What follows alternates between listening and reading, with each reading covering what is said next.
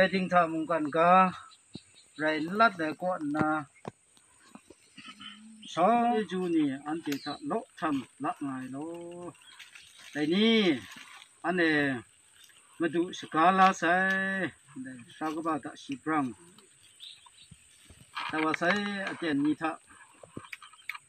sớm mà kinh hoàng cô đi ngoài có một cái hồ vào cái sông chạy làm nét đấy nó có gì ở mình là